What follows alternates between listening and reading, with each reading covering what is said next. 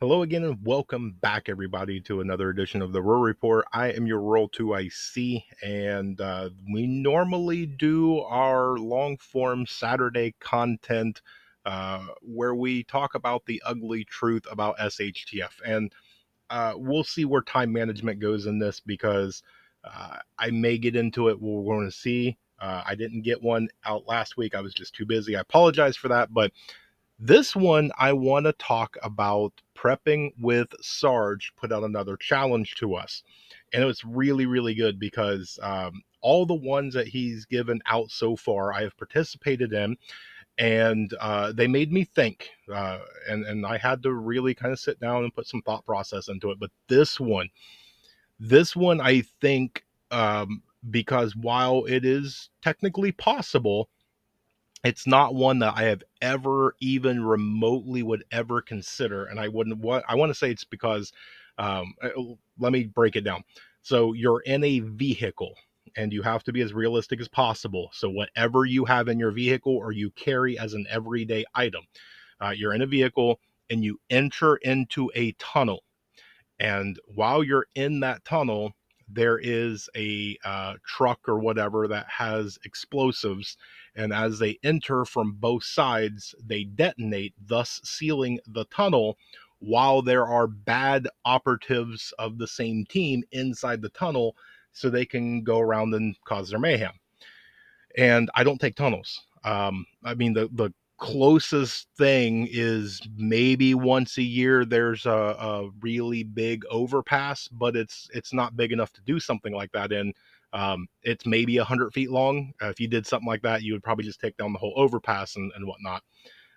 So I really, really had to give this one thought. And for me, it's all going to depend, right?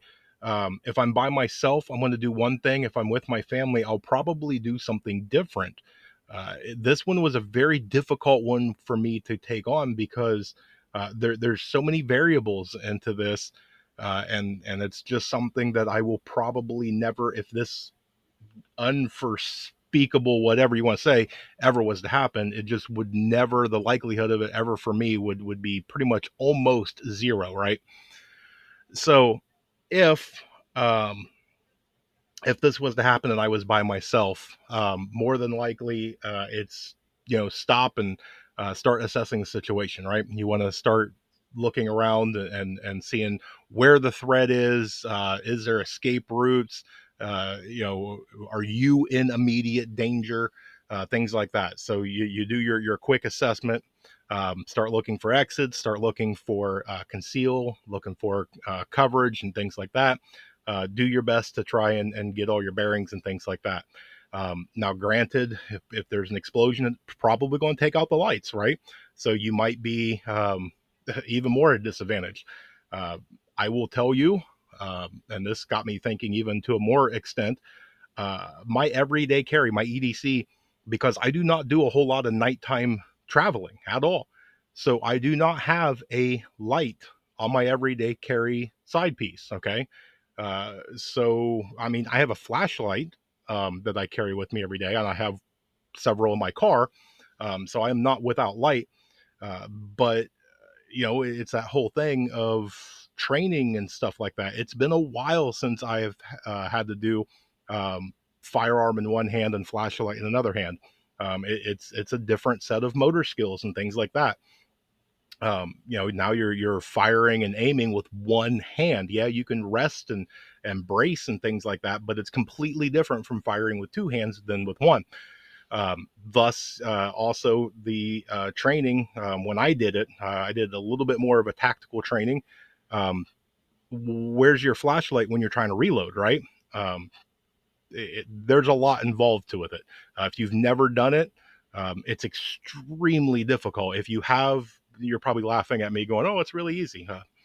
But if I'm by myself, it's going to be getting out, getting bearings, getting information, getting as safe as I possibly can as I gather information. And if I'm by myself, I will probably see if there's any way that I can help others. If there's something that I can do to lessen the threat or eliminate some threat, to save some people, that's probably what I will do. Um, and then you got to do a battle, field assessment. If you are outmanned, outgunned, out everything, um, I mean, you're going to do what you can, but at some point in time, it's all about self survival. You've got to do what you can to try and get out of there.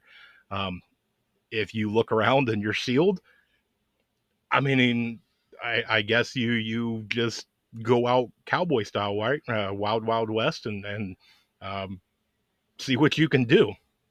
Now it changes. If I have my family with me, now my top priority is to keep them safe at all cost. Okay, it doesn't matter. Um, that is one of those, and it's kind of why I chose to do this on the Ugly Truth. Um, if there is a life or death situation and I turn left to save a stranger or even somebody that I know versus right saving my child without hesitation, I'm turning right.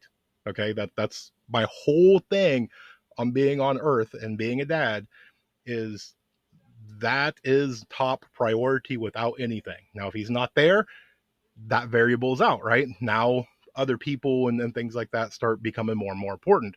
Um, but it's one of those that it's the ugly truth, right? What happens if there is a situation, even if we take this one out, if there is a situation to where there's some sort of active shooting or there's some sort of something, and you are basically trapped, you are backed into a corner, there is no escape route.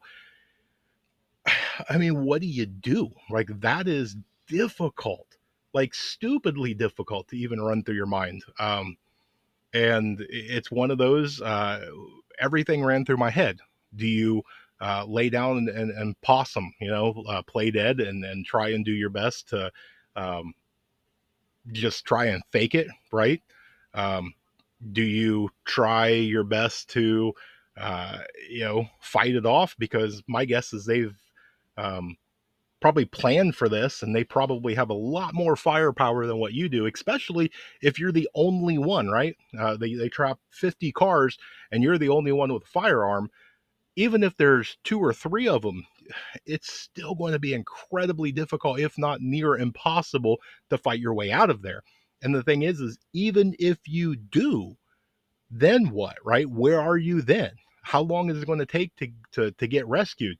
And that's not even talking about any damage, right? Any of the falling debris that's coming down, car accidents, any sort of scrapes or lacerations, or God forbid you take a round or something like that. Medical equipment and people, it's probably going to take a while, so you better have some sort of IFAC or something with you. Um, and if you made it out, then sure, you can try your best to run around and triage, but it's probably going to be unsafe. There's still probably going to be falling debris. There's going to be dust. There's going to be uh, cars running. It's going to be one of the things that if you was successful and you got to take everybody out, quick turn off the cars, right? So you don't do their job for them by carbon monoxide poisoning.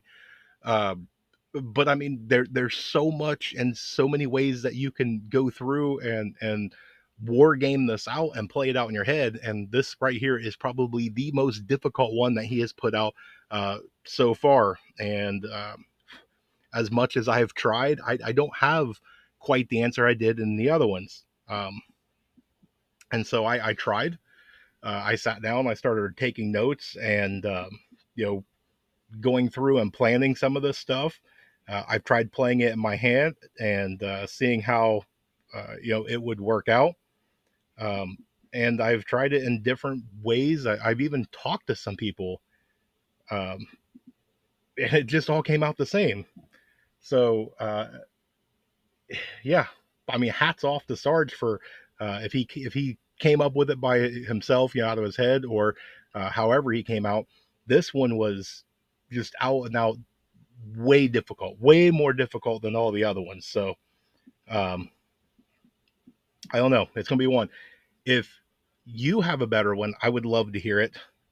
Um, but it's one of those that I don't know if I had all the time in the world to sit down and think about this. This was probably one of those ones that you need a team of people, but then again, it doesn't make it realistic, right? This is the challenge. It's to sit down and put you in that situation. What would you do? Um, and it's one of those too. This goes in to say, even if it's not that exact situation, do you have some form of protection? Baseball bat, crowbar, or something, some sort of protection. B, do you have medical with you at all times, right? And then C, do you have the food, water, snacks, things like that? Because how long would it actually take? And let's take the boom booms out of this. Let's just say that it was an earthquake or some sort of natural thing, right? I mean, that could happen, and you got sealed in there. All these things still come into play, right? Yeah, maybe you don't have people in there going completely lunatic that way, but if you seal people in there, they're probably still going to get a little stir crazy. So you're going to have to, maybe still do a little bit of policing. But it all comes back to it. Do you still have all those forms of survival? Uh, and it's one of those too. You're going to want to take care of yourself first. Then you want to take care of your family, or whoever you have in the car, right? They're probably more important than anybody else in there. But if everybody in you and your car is good, do you start working on other people? Uh, do you have the resources for that? Do you have the skill, the knowledge? Can you help somebody medically? Do you have enough water that you can share? Do you just take one little 12, 16-ounce bottle of water with you, or do you have a couple of them, five or six? It could go a long way. And for the people, and I hear this a lot, for the people that they go, well, I'm out for myself, so I carry enough water for me.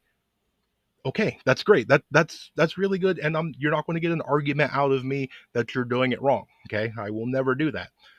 My only thing is does your husband, does your wife, does your son, daughter, grandchildren, do they carry enough for them? Because if the answer is no, and they were in that situation, wouldn't it be nice to have somebody like me stuck in that tunnel to go, do you need a bottle of water?